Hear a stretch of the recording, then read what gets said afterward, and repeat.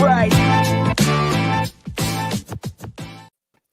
Hi there, everybody. My name is Laura, and welcome to the Equestrian Skill Builders Rider Position Show, where we discuss riding position topics and share ideas and exercises to help you or your riders. If you'd like to improve your riding and training, win more ribbons at your next horse show, or generally like other horsey-related stuff, then stay tuned because I think the exercises we're going to share with you today will change your riding forever in a good way. Guest hosting with me today is Laura Persons. Hi, Laura. Hi, everybody. I'm so happy to be here with you. Yes, us too. And Patricia Jellerson. Hi, Patricia. Hey, everyone. Hey, Laura. Hey, Laura. The two Lauras. The two Lauras, yes. Laura Persons is the owner and trainer at Serendipity Farms in Austin, Texas. She is regular on the show circuit and has trained with top instructors in Texas, including Janet, Christie, Tony Font, Christian, Rogge, and Peter Pletcher. That's quite a tongue twister, all those names. That's a lot of names, right? too. She and her students regularly compete in the international derbies, and she's coached her students to Horse of the Year titles. Yes. So thank you so much, Laura, for being here with us. Thank you for having me. This is going to be fun. Yes. And also we have Patricia Jellerson. Hi, Patricia. Hi.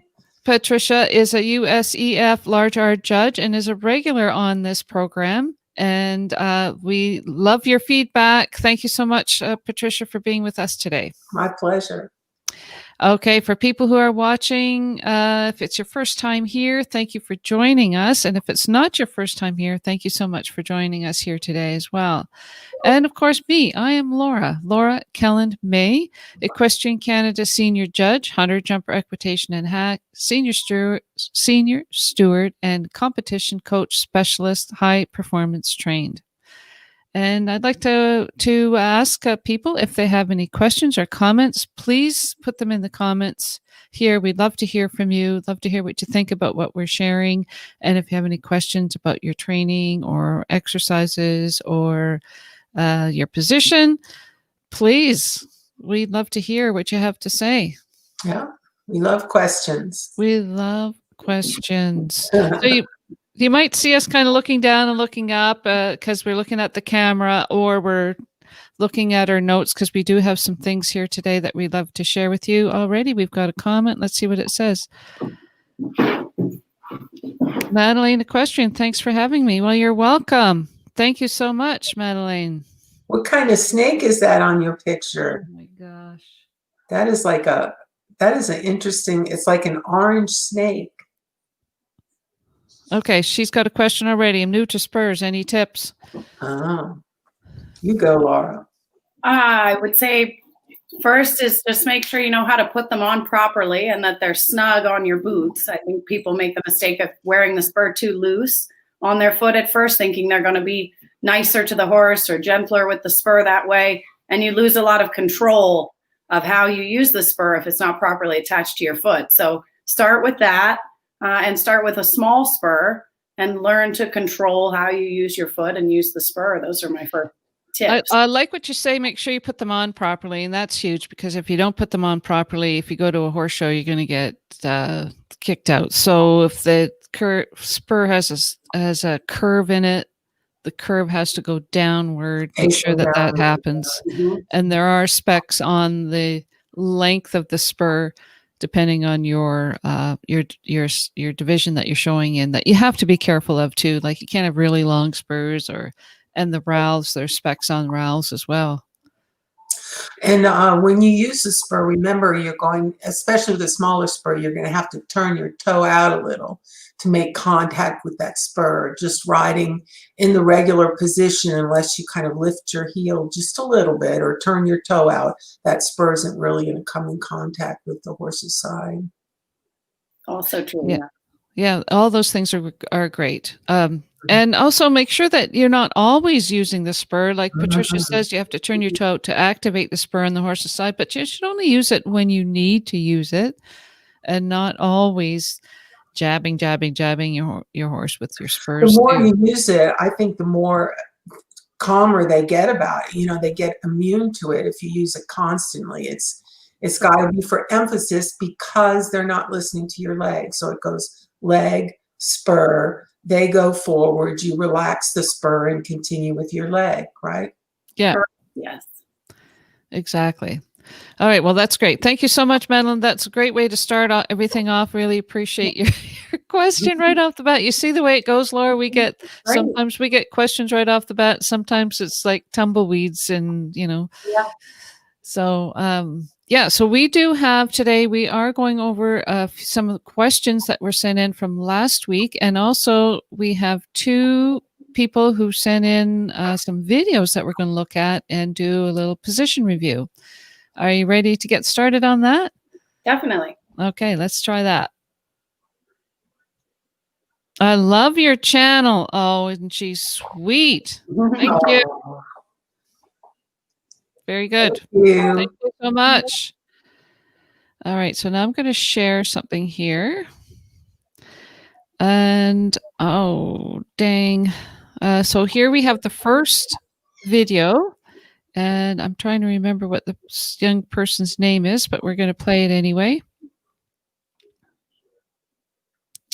She's picking up the canter, going into a jump, and over the jump. So picking up the trot, picking up the canter.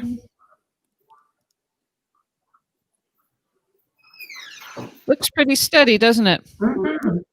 That looks like it's out in the desert somewhere, huh? Yeah.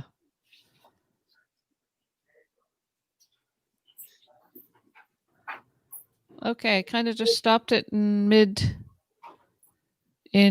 go there. Who would like to go first? Patricia, how about you go? Me go? Yeah. I think that this girl has a pretty nice little position, especially for someone that may be at a novice level, or forgive me if you're not, but I just assume, I guess, with the pony and the size of the fence. But everything's in the right place. The angle's nice. She's not too far out of the saddle. It's hard to see her heel. I don't know if her heel could be down a little more. Her stirrup might be a whole long for me. I agree. I think her heel could be down a little bit more. I think that she's got a very nice sympathetic way of riding the pony with a free arm, and I'd like to see that a lot. In order to help, she has a little bit of a hard time getting him up to the canter there. I think she's kind of heavy on her seat in the saddle for that transition. And if her lower leg could come back a couple of inches, she might have a more effective response from the pony right there. Over the jump, she's got a lovely following arm. I really like that. She's, again, her feel on the reins is nice. She's allowing the pony to go. I think as the fences get bigger, she's going to lose some stability in the air if she continues with that leg position and that heel up just a little. So I would like to see her leg under the center of her body a little more in the 2-point there as her fences start to come up. But otherwise, you find her stirrup a little long? Yes, I agree with you. She could shorten her stirrup a hole or even 2 as the jumps start to get bigger. But I like the way this girl rides. I think she's got a nice natural feel. So. Yeah, I agree. I agree totally with everything that's been said. I like where you pointed out the transition at the beginning. It kind of looks like she just fell into the canter rather than making a definite transition right here. So it's like, okay, you want a canter? Yeah, okay. Well, after I sort out where my legs are going, then I'll pick up the canter. So yeah, I agree with you there. But I love the way she is so moving with the horse over top of the jump. Like you say, it's the rein is totally looped, and that pony just keeps the same pace throughout. The approach, there's no change whatsoever. It's beautiful. I'm not sure what happens after if he just kind of stops. He looks like maybe he comes back to the trot. Yeah. That would be my guess. Yeah. But he's like a lazy pony to me. Yeah. Sweet little lazy thing. Mm-hmm.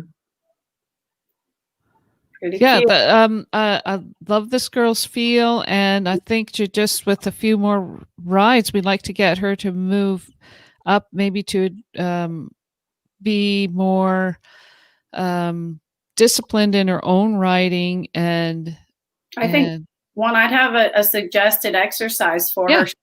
She wanted to strengthen her leg and her position a little, is to shorten her stirrup hole and then try to do some 2-point at the trot. And it's painful and humbling, but it's good for us all. So, to start small, and you know, if it's half a lap, she can hold it at first, great. If it's 2 whole laps to start, great, and try to build up, you know, each day a little bit more. And that will make her quite strong. And of course, when I say 2-point at the trot, I mean without using your hands to balance on the neck or the reins. Totally agree. 2-point. I think when riders start doing they're jumping, living in 2-point, or doing part of their ride in 2-point is a great exercise. Even lunging, another great exercise would be lunging in 2-point, like you say, so they can do the exercises, hands out to the side, up, so they do not balance on their hands. Yeah. Patricia, you got any exercises? No, I think the 2-point is a good one. And I think a pony that's a little lazy like this doesn't particularly need any kind of grids or anything like that. Just that, you know, she needs to be able to hold that position a little more effectively and apply her leg. Yes. She could practice, you know, I'm a big fan of practicing transitions. We do lots and lots of transitions. I think it takes thousands to get it right. So I like for a lazy one to sort of do some quick down ups. So from the trot down to the walk, right back to the trot, from the canter down to the trot, right back to the canter would maybe sharpen the pony up a little bit off of her leg too. Or canter walk transitions. I like them a lot. Walk, no trot steps to the canter, canter, no trot steps to the walk. And so it's okay for this particular pony. Let's say that the pony is dead to the leg. That means that it doesn't really want to go forward and move off the rider's leg. How would this rider correct that so that the horse does use himself better through the transition? I'm a fan of having a tool with you, whether you choose to carry a little stick or wear a spur. A tool, yes. Bring a tool with you. So that you don't have to wear your own leg out and you start kicking and sort of beating the pony's side with your heels. That just wears everybody out and makes them more dull. So if you can set a pattern and be consistent where you squeeze once, twice, touch with the stick or spur after that, and keep that consistent until the horse understands what you mean from the leg, and then you end up lightening them up with properly using an effective extension of your leg, if you will. Yes. And the same as we were talking about the spur earlier, it is so important that it follows the leg, you know, and it's behind the leg. So many times I have to tell my kids, no, not back on the rump, behind the leg. Right. We've seen that before. Have you, Laura? And you know what happens when they hit them back on their rump? The horse a lot of times will kick out or something, and then you get, oh, he doesn't like a stick. I can't ride him with a stick. He doesn't like a stick. No. Or if they do that back there, the horse does take a couple of quick steps. They fall back in the saddle and balance on the horse's mouth and get caught in the horse's mouth. And then that kind of just defeats the whole purpose. Well, I'm not going to go forward when she uses the stick because she's just going to bump on my back and pull on my mouth. So why would I do that? So I think if they are going to use the stick, we were taught actually cluck first, leg, then stick. And if you get to the point where you do use your stick, you have to let your horse go forward, and the horse may jump forward a bit. So you have to be prepared for that. It's really important. Yeah. Right. I think if you're at the stage where you're struggling with your balance in the forward transitions, either a stirrup leather around the neck or a little handful of mane as you're going forward, just to keep yourself off the horse's mouth and learn where the balance should be. I think at the beginning, that's okay and better for the horses. For sure. And it's not that this rider really isn't doing anything wrong. It's just that to get her stronger, to get her going to the next steps, right? Now, Patricia, if this person showed up at a clinic or something with you, what exercises would you do with this rider? I would definitely do a lot of 2-point, and I would do some work without stirrups, because I think that's going to strengthen her leg a lot.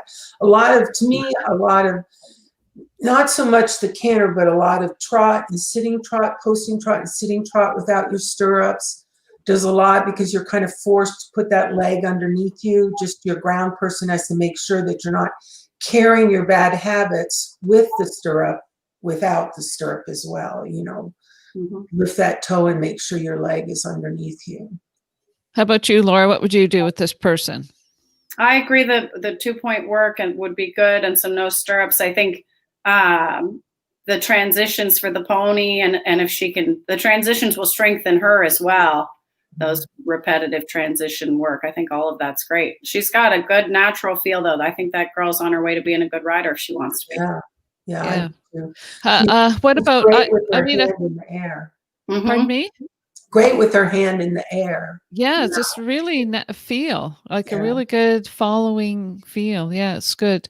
I think if this person came to me, that one exercises that I would do for sure would be like raised trot rails or trot rails in the 2-point, because it just helps to get them flexing on their heel with the weight down in their heel, and forces riders to relax at their hip, their knee, and their ankle, so they can absorb the shock and get stronger that way too, as well. Yeah. Awesome. Okay. So I'd like to remind everybody, thank you, Laura and Patricia, for coming here today. And if you have any questions or comments, great. We'd love to hear from you. All right. So what was one of the questions that we had? Subscribe. I'm just looking at the questions, but the videos. Okay. After our show last Saturday, good questions. If you have any questions, we can answer them for you.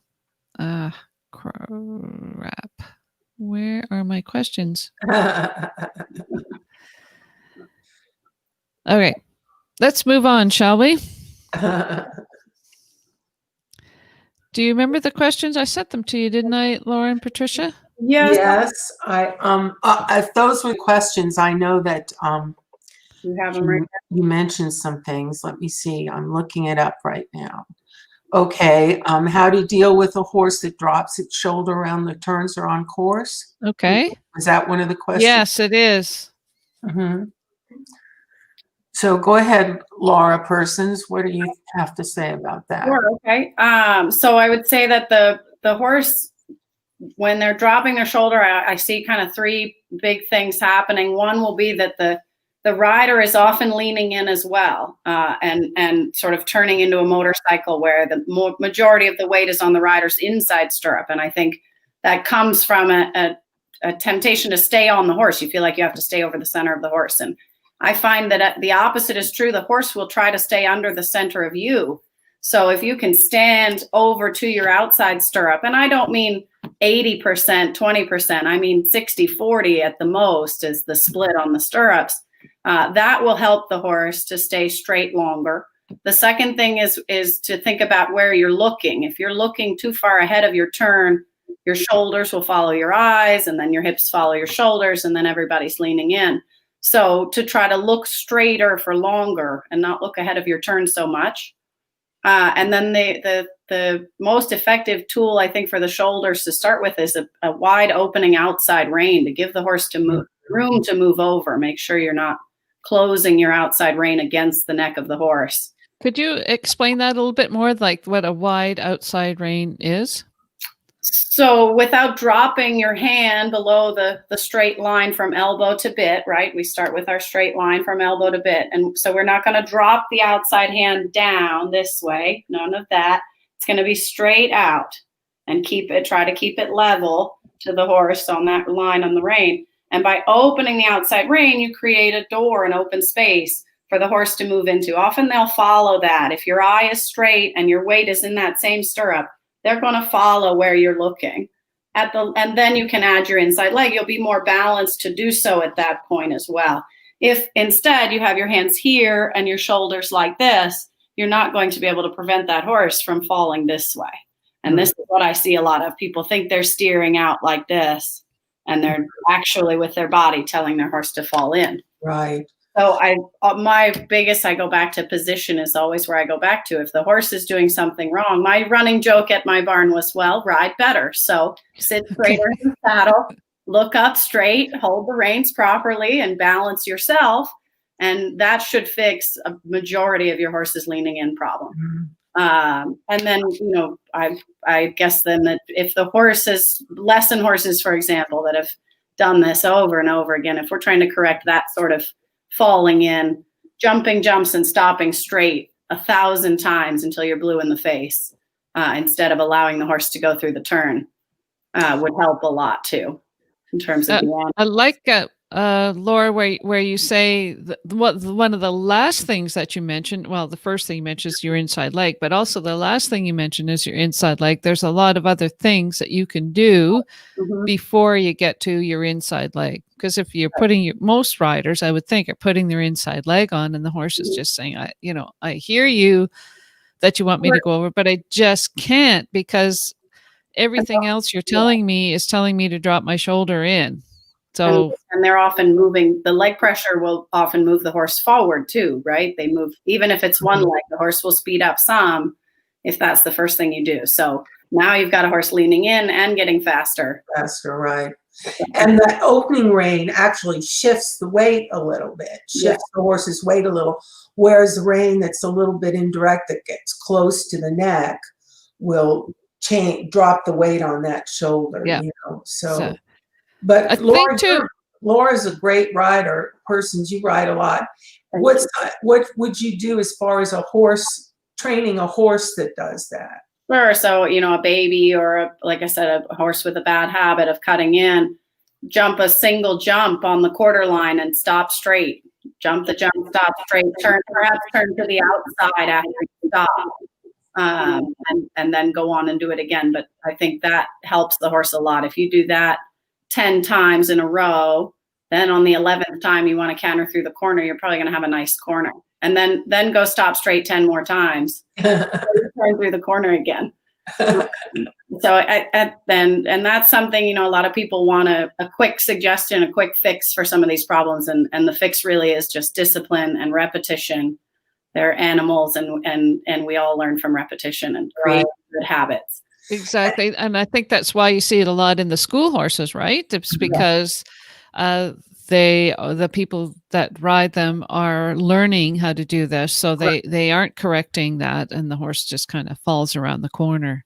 Yeah. Well, and I will say I have a special spot in my heart for the school horses of the world, the good ones. They have a special place. Yeah, definitely. Sure. I feel that I like the idea of the halt. I like the idea of slowing down. When things start to get wrong, speed is never the answer. No. Speed is never the answer. My advice is usually go to the next lower gate. If you can't correct it at the canter, go to the trot. If you can't correct it at the trot, go to the walk. Yeah. Go to a place where you can be effective instead of just going faster. Correct. Yeah. Well, that question was from Angelita. Thank you so much for that question. Appreciate it. Mm-hmm. Okay, so let's move on to. I found my notes, by the way. Oh, thank you so much for covering for me. They're right where they were supposed to be. Anyway, it doesn't matter. Let's go to the next video here. So this video, this person sent in about a minute video, and a lot of it you can't really see because it's very tiny. So we'll just kind of run through it here once. As you can see, we can't really see anything here. So if you are going to send a video in, two things: have it in landscape mode so that we can see a little better, and try to get a little closer, because we can't really see anything. So I just took off about 15 seconds of it. This 15-second portion right here, as she's coming up to this jump where we can see something. So I'll just stop it there, and we'll go on to the next one. So that's the video Can you see that? Am I showing it? Yes, I can see it. Yep, I can see it. Mm-hmm. So a little Appaloosa horse. It is. So my first comment when I watched this video yesterday, I'm glad we're watching it again now. I have more to say about the rider, because the first thing I noticed was what a cute jumper the horse is. He's got a nice way of using his body. He jumps very round. He's kind of, look at those knees. My goodness. Yeah, he's a darling little jumper. But with that sort of bouncy round jump, it's hard to sit with. And what I notice is that rider is quite loose. Here you see she's all the way in front of her saddle. As we were watching it in real time there, I thought maybe her saddle is too small for her. It might just be that she's loose in her leg and her position. And so it looks like she's sliding forward, she's sliding out of it. It could fit her just fine. I would need to see her sitting in it kind of on the ground to know. But that's my first note for her, is I think her leg is quite loose. It causes her later, as the horse is landing, she then falls all the way back onto her rear end, and she's sort of sitting on him as his hind end is still off the ground. So, our back to our right there. Correct. Yes, right there. She's now back behind the motion of the jump. And if you look at the horse right there, we were just talking about falling in, and to me, that horse is landing very much to the inside. Correct. Yes, he's already off balance too, onto that inside shoulder. By inside shoulder, you mean which shoulder? Left. I'm sorry, the left shoulder. Yeah. He's Okay. falling over. Yes. So I think this rider probably needs to go back to the same exercises we've just been talking about: trotting in the 2-point. Cantering, I would like to see her canter slower in the 2-point on the flat, small, circles on a nice 20 or 30 meter circle, both directions, until she can keep her balance, keep her leg quite still. It's a very cute horse, but I think with his springy jump, she needs to be a bit stronger to really stay with him well. I think she's doing a good job with her hands, considering their body's falling back. She's staying out of his way with her hands, which is true. Yes, she good did instinct. Forward well. And her upper body there in the air is really, aside from being too far forward with her center of gravity, her upper body is nice. She's got her chest open and pointed straight ahead, a good arch in her lower back, looking up. I like where her eye is. You can see the brim of her helmet is parallel to the ground and not dropped down. So lots of good things happening here, and we can definitely, I think, help her out and get that cute pair doing really well. Mm-hmm. How about you, Patricia? You have anything to add about that? No, exactly right. She's, like we've talked about before, she's jumping ahead a little here to try to stay with her horse, and that causes her to actually fall backwards as the horse lands. Like I said, I like the fact that she was able to control her hands and stay out of the horse's way, and it is an awfully cute horse, and it does have a big jump for a little horse and a little fence. It does. One thing she could think about that I tell riders who have this trouble where they fall back into the saddle as they land, does come partly from jumping ahead there. But something to have in their mind as they're landing is to be sure they're landing on their stirrups, landing in your feet in the 2-point. If your horse disappeared at that moment, you should feel like you would land on your feet on the ground and not on your rear end or your hands and knees. So that would be some image for her to have, and just practice over small jumps. Keep it simple, slow, small jumps, and just as she's landing, land in her stirrups. Could even be little cavalettis off, a foot off the ground. Land in her stirrups, land in her stirrups, land in her stirrups in the 2-point, excuse me, until she finds that feeling and that balance right on the landing step. Mm-hmm. Yeah, exactly. And as good as her, again, this is just one jump that we're seeing, and she's not really interfering with the horse on the takeoff. For sure, she's staying with the horse, almost getting too far ahead of the horse on the takeoff. What's one of the things I know that I kind of look for in these things is that where is she? Just so out of this. If you took the horse away from this rider right here at this part of the of the jump, if you took the horse away from her, what would happen to this rider? Would she land on her feet in balance? It doesn't look like it to me. I think she would land falling forward a little bit. Falling forward, exactly. So that is the for me, the one of the big tests is that, well, you know what? She's way, like you say, her seat is well in front of the pommel of the saddle. So that to me is a kind of a red flag that she's getting ahead of the horse. And like you say, when that happens, if they're ahead on the approach, often what happens on the landing is that this happens. Right. So a good exercise for riders, if they're, riders that want to take the time, I should say, to work on this, it would be to do bounces at the canter. And I say that with some caution, because you shouldn't just start with jumps up off the ground 9 feet apart. You'll be in trouble. But start with some canter rails, and then maybe put every other one up off the ground a little bit, or one end of it. You can alternate them across, so that you start to get the sense of the how to stay balanced as the horse lands and takes off again. And as you get good at that, then you can start to raise the jumps into actual little verticals up off the ground. Bounces are very hard. They're hard on the horse and they're hard on the rider. So a little bit goes a long way with that. Mm-hmm. But that would help this rider tremendously, I think, especially with the way that horse jumps. He's got a powerful little jump for his body.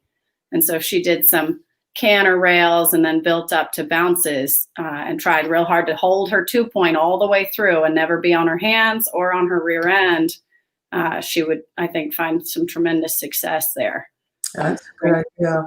If you do sorry, Patricia, if you do the bounces, and if you do get left behind, it really shows up. It really shows up. So you really have to make sure that you're with the horse, not getting too far ahead and not getting left behind. That's a really good exercise to show if you are in fact in balance with the horse. Yeah, really good.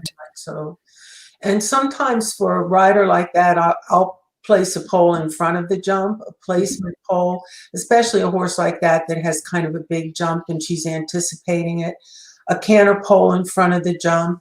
And that way she knows once she canters the pole, and then a pole on the backside too, once she's within those 2 poles, all she needs to concentrate on is just holding that 2-point. Right. And even if she has to grab the mane a little bit, to concentrate and to know that within those 2 poles, she's not going to jump ahead. She's not going to sit down. She's just going to try to stay right over her legs. Sometimes shortening the distance like that, they can concentrate a little more on it. Mm-hmm. Excellent exercises. Yeah, like those gymnastics, I guess, would be the thing, right? Even so they can. What about using a neck strap? I think this rider is probably to the point where she may not feel like she needs that. Like we said, she's following the horse's mouth pretty well. But it could help. Maybe when she first starts the bounces on that little thing, that little bouncy pony, you might want one the first few times just to be safe. But she already looks like she's about to graduate from that step, Right. I was just thinking more on the landing part. Let's just see if I can get this showing that's again. Where it would help her, sure. But she does have her arm is quite long there. She's certainly trying hard not to pull on his mouth. Mm-hmm. That's why sometimes too, just grabbing a little piece of mane, I agree what you said earlier. You should always practice your 2-point without leaning on the horse's neck or holding the mane. But sometimes over the jump, if it can help control your body a little bit, I don't have any objection to them. Right. I sure did it on all those crazy babies that jump so high.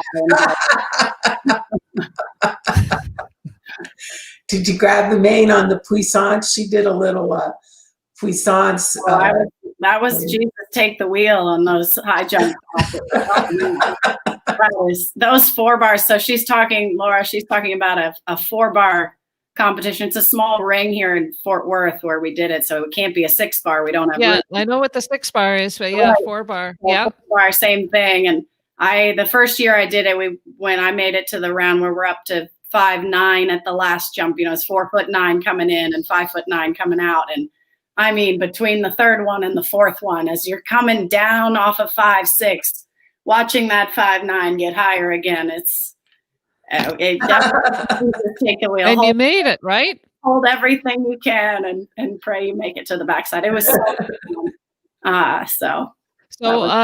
So the 6-bar competition is an FEI competition where there are 6 jumps, 1 stride apart, and they start. I'm not sure what level they start at. Is it 4 feet? Usually the first round, the first fence is around meter 20, meter 30, something like that. And then the next one is a little higher, and the third one's a little higher, fourth one's a little higher, fifth one's a little higher, and the 6th one is the highest. So you're gradually going up, and you have to do all 6 in a row. But your ring is smaller, so you only have 4 jumps. Right. And you have to leave all 4 of them up. It's not just the last one that counts. If you knock any of them down, you're out. So you have to ride the whole gymnastic. It's like a gymnastic, but at maximum height. Correct. Yeah. And actually, the picture I sent you for the little promo for today was from the second year. That was the second round that I did, and that fence is 5'6" on the gray horse. Wow. That blue and white fence. That was fun. Yeah. So we, as I used to host a local horse show, non-sanctioned, just kind of a local training show, just for the horses in our area. Kind, by the way, I like them the best. What's that? I said those are the best kind, the little local shows. That's where it starts. Yeah, but we did a 4-bar. Oh, good. Yeah, talk about frightening. Oh no. People who shouldn't be jumping that high were jumping that high. I think we got to 4'9". You know? Oh my gosh. That's pretty big. But it was great. And talk about just pushing yourself, right? And getting past yourself to say, you know what, I can do this. Yeah. Sometimes when I've judged like that, people will come back and say, oh, well, can you tell me what I did wrong in that class? And I want to say, if I ever do this, that is a low score. The white knuckle round. If you make me gasp, you are not getting a good score. When I kind of grab the arm of the timer. Yeah.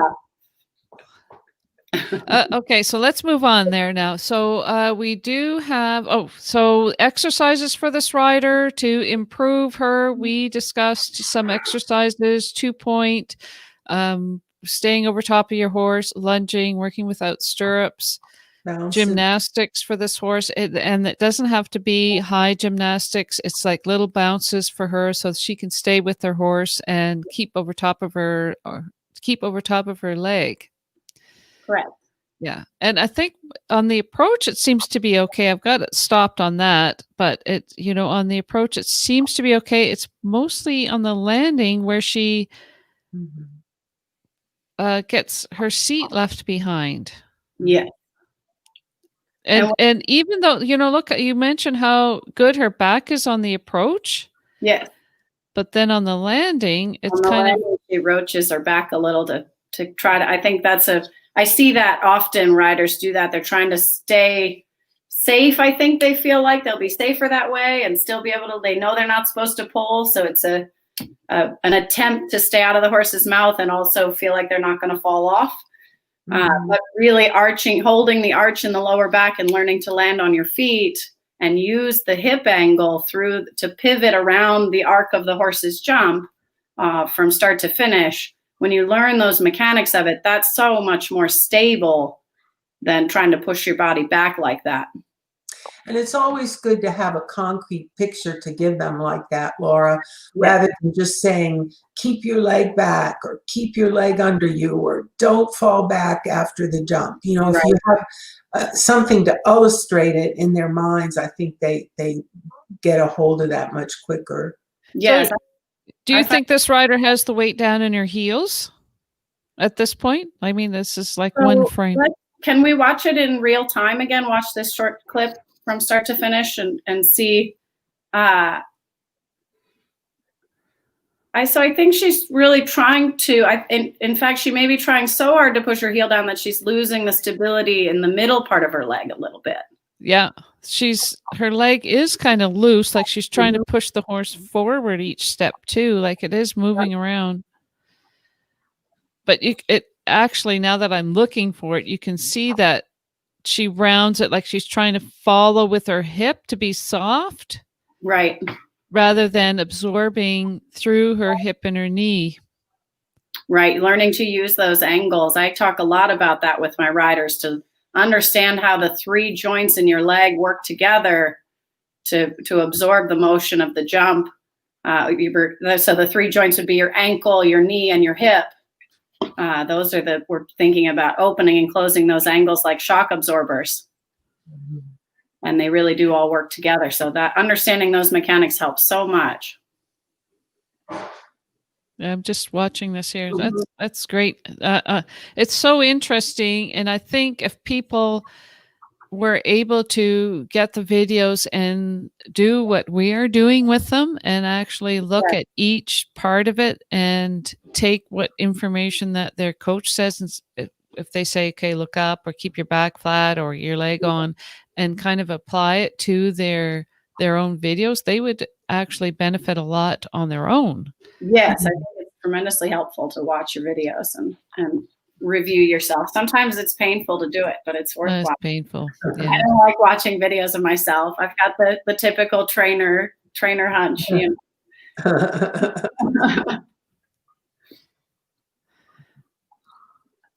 Okay, so I think we've got her done. Excellent. Okay, so we do have a few more questions, and if anybody has questions that they'd like to have answered, please put them in the comments here. We'd love to hear from you. And let's see, we have here. Okay, so this is from the same person, Angelita. I'm also worried about what I do when I enter the ring. What should I do when I enter the ring? Make a really good first impression. You only get one shot at that. That's my first comment there. Yeah. I think that unless it's specified otherwise, you should take as much room as you can for your warm-up circle in your first class especially. Let the horse have a little look at the ring and a few of the jumps as you're going around. Not that you can stand in front of it and address them, but you can pass by close and give yourself time to get your rhythm. You know, when riders go in the ring and make a tiny little circle, you just can't really establish that rhythm for the canter. True. Yes. Take the time you have in the ring. That's great advice. I say the same thing. Don't rush yourself to your first jump, and make sure you're really ready before you walk in that gate. I think, I don't like to see my riders walk in and then start pointing at the jumps. I'm just want to hold my head in my hands. If you don't know your course, do not go in the gate. And it's okay. I think people get in a hurry too at the gate. They feel like, oh, there's waiting behind me. They're yelling at me to go. Stop and take a deep breath. You have time. You don't have to rush in. Make sure you're calm and you're ready for what you're doing. And then you'll be at your best there. So, and have a good plan. Often people start, when they're talking about their course, they just start with the first jump, and your course starts well before that. So know what your plan is to your first jump and how you're going to get there, and talk about that with your trainer or your ground person, whoever's standing there with you when you're reviewing your course, and make sure you're hitting your landmarks between jumps too. You hit on some very important things. Like you say, your course starts before the first jump. And as judges, right, Patricia, you are being judged from the time you enter the ring to the time you exit the ring. Yeah, you are. But anytime you're near the ring, we're noticing what's going on. Like, if a rider before they go in the ring takes their stick and whacks their horse 2 or 3 times, that kind of leaves a bad taste in my mouth. You mean while they're at the in gate, wait, come in and you see them? Correct. Yeah. Standing at the gate. I mean, I think it's one thing if your horse needs a tap, one tap maybe behind your heel and quietly. But yes, if you're making a fuss at the gate before you go in, the judge has already seen that. I think that's important to know. They can see, just because there's a fence there, 2-foot tall fence doesn't mean they're not looking at you. Mm-hmm. So unnecessary videos. Thank you for your comment here. My pony almost always anticipates the canter when we go to the show ring. So when I ask her to trot, she sticks her head up and takes tiny little trot steps. Any tips? I think, first of all, make sure that you're not communicating a little bit of nervousness or anxiety to the horse, which is easy to do when you walk in the ring. And I hope this isn't a quick fix, because I think that's something you can work on at home, but don't try. There's no law that says you have to try. You can go in there and do a nice steady walk, make sure your horse is relaxed, and then step into the canter and canter around to your first fence. Absolutely. You know? That's a good point. No, I would add to that and say, know your horse. If you know your pony's going to anticipate the canter, put that in your plan, because like you say, there's nothing telling you can't go directly to the canter when you walk in the ring. So walk and ask your horse to relax a minute, step right to a canter, make a good transition of it, make your weakness your strength, if you will, and practice that walk to canter and show that off when you walk in and say, look what a nice canter depart I can do. Yeah, she says almost always anticipates the canter. So I think that, Patricia, I think you nailed it right on the head. Try not to get that onto your horse for your own tension. Because if you're thinking, oh my gosh, my horse is going to anticipate the canter, well, there you go. Right. So you have to play with your own mind a little bit. I tell riders that tend to get a little nervous like that, walk in the ring, take a deep breath, give your horse a pat, and kind of take a minute to calm yourself. Once you are being judged once you walk in the ring, but it's not a speed issue. It's not how fast you can get to the first jump. Yeah, don't let the environment make you feel rushed. I think that's and also, I think enjoying being in the ring is also important. And if you are in there and you're having fun and enjoying the process, then that also gets put onto your horse. And the horse says, okay, this is cool. Everything seems to be going okay. I don't need to be worried or upset or anticipated that something might happen. So that to have that happen, you have to go to a lot of different horse shows and go to a lot of different situations, ride in different places with people watching, so that you can get comfortable with that. And then so when you do get a horse show, it's just like another day at the office. Good point. And Laura, I usually tell my riders too, I'm sorry, Laura, when they get ready to go in the ring, I usually say something like, look, it's a gorgeous day. Hopefully it is. There are beautiful jumps out there, beautiful footing, enjoy it. Enjoy it. I tried to make those my last words as everybody walks in the ring. Have fun. Have fun. Have fun. Laura, do you get nervous when you step into the ring?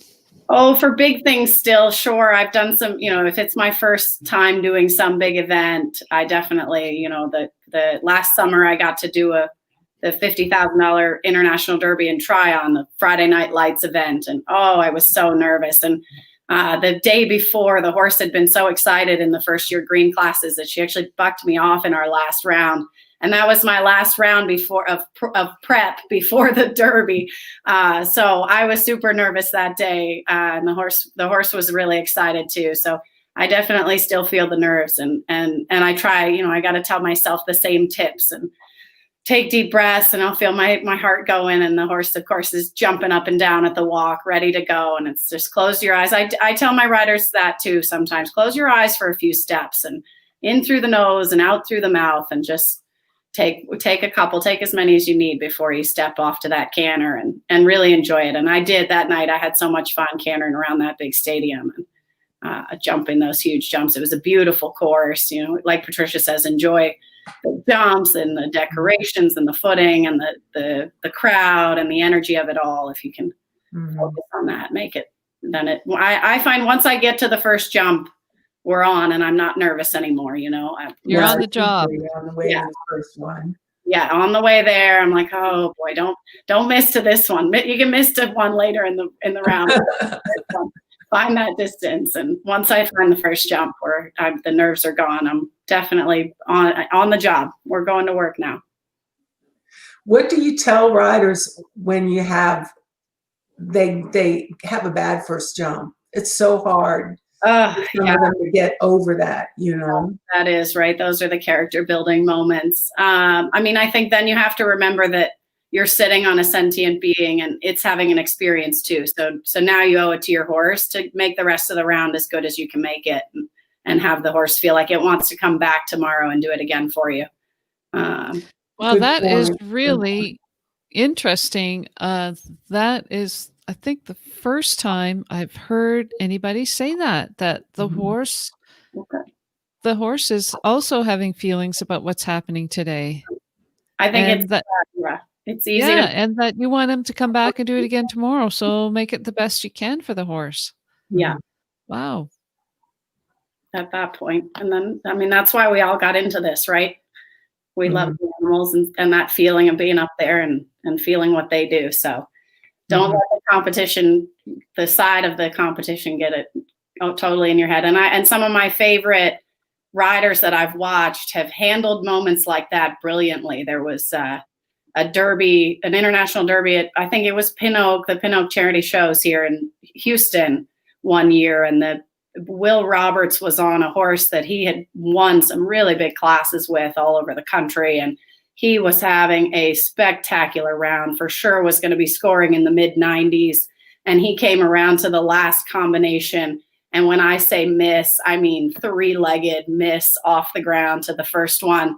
And over the second jump in the combination, he takes the fist of victory, puts his hand up in the air, and like makes a big joke out of it, pats his horse, and the whole crowd laughed, of course. Everybody at first was like, oh my God, but the way he handled it, he lost himself that class and he made it. It's a moment I won't forget because he was such a good horseman. So, and I've got lots more like that, but those are my favorite. Tons of stories about how this world works and how it goes, Okay, so we got another question here.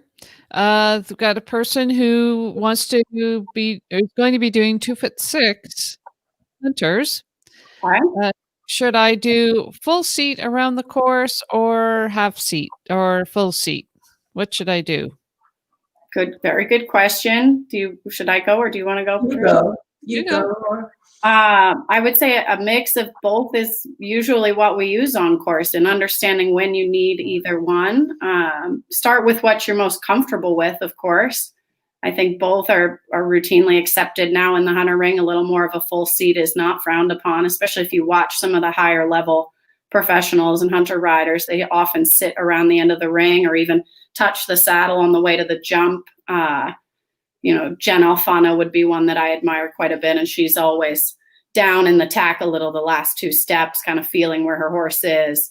And I think when you watch some of the others, some of the men that ride in the hunter ring, Scott Stewart sits around the end of the ring some on the horse and packages it together. And so I think you need to understand how to use the different seats. At the smaller fences and beginning level, it may make more sense to try to hold your 2-point for simplicity. If you've got a lot of other things going on in your brain, trying to remember where you're going and how fast and which jump is next, and have I jumped 8 already or am I done yet? And that kind of thing. I think then if you need to simplify it, pick what you're most comfortable with and try to stick with that. But as you develop as a rider, we should be able to use both seat positions effectively and when needed. Right. I agree totally. I think that when you get to some of the bigger equitation classes, I like to see the riders definitely using both seats and sitting a little more. To me, it's a little harder for them to be able to have a little bit of a seat and still keep their timing. But there are a lot of judges that just want to see that light seat too. So I agree with Laura, do what feels the most comfortable for you. But remember, if you are doing a 2-point, it's got to be close to the tack. It's not the same position that you have over the top of the fence. That's something entirely different, Correct. Yeah. I like what you said, a light seat more than a full 2-point or half seat, but kind of a light. Yes, exactly. And I think you both said this, well, the same thing really, is that it depends on what's happening with your horse around the course that you're riding. And if you need to sit up through the turns to balance your horse to get them properly to approach the next fence, then sitting up, for me, sitting up is okay. dropping your seat into the saddle is okay to help with your horse, balance your horse. Mhm. Because nobody wants to see a horse, a rider in 2-point just because they have to be in 2-point going around the turns, but not keeping the horse in balance. If you need to sit up and ride that horse and, I don't know, get your lead or balance the canter or use your legs, use your reins, whatever, then you need to do that. Yeah. Laura had a good point, and that's, I find the lower levels you're at, the more you're in your 2-point, because you want to get around that course in a good rhythm and not take a chance on interfering with your horse. And then as you advance, you start to use the different seats a little more. Mhm. Excellent. Okay. So we have time for one more question here. Do I have to do a courtesy circle when I enter the ring? And should it be at a trot or a canter? I think from my viewpoint as a judge, I want to see what is your best feature, what your horse's best feature is. I don't like to see someone trot around the entire ring. I think that's just too time consuming, but I certainly have no problem with cutting through the middle of the ring or doing a diagonal trot across and then turning and coming to your first jump. But if your horse has a lovely trot, you definitely want to stick some trot in there. If your horse is not such a good mover at the trot, then go straight to your canter. And sometimes they will, for time constraints, say no warm-up circle. But if there's nothing like that, use a warm-up circle. It can only help. I don't think it can hurt. Sure. Well, I would say make sure you know where your first jump is. If your first jump is coming towards the gate, typically we don't do a circle because you've got the time to get from the in gate to the far end of the ring and back. Mm-hmm. And then as far as whether you should trot or canter, I agree with Patricia. Show off what your horse does best and be sure you give yourself enough time to have a good rhythm to the first jump. So if your horse has a brilliant trot, don't trot all the way to the first jump. Make sure you have enough time to get your canter, but show off that trot for sure. So that's personalize your approach to the first fence. Again, that kind of goes back to what we were talking about before, about walking into the ring and making a good first impression. Part of that is how you plan it. So know where your first jump is. That will tell you whether you need a courtesy circle or not. The first jump going directly away from the in gate, you for sure want to try to make a circle. What do you feel, Laura, about a sitting trot for equitation classes coming into the ring? Boy, only if you're really good at it. Yeah. I don't know why people insist on doing the sitting trot. I mean, it's like it's not required. It's right. not. There's nothing that says it's required. Yeah. No, it's if it's not your best, if you're not going to be the best one at it, don't do it. Just post. Mm-hmm. Don't. Yeah. So getting back to the courtesy circle, I think one of the things we all are stressing is that you should have a plan. Yes. Before you even get into the ring. So whether or not you have a courtesy circle should be part of your plan. And also, I think the type of course you're doing will also determine whether or not you do a courtesy circle. If you're doing an equitation class, let's say, if somebody comes in and does a circle as opposed to coming in and going directly to the fence, that will make a difference for me as a judge in an equitation class. Same thing with the handy hunter class, right? They often have that jump going away from the in gate. Are you going to come in and go to the first fence, or are you going to establish your canter on a circle before you get to the first fence? So those types of things also have to be under consideration. Definitely, yeah. And understand what course you're about to do here.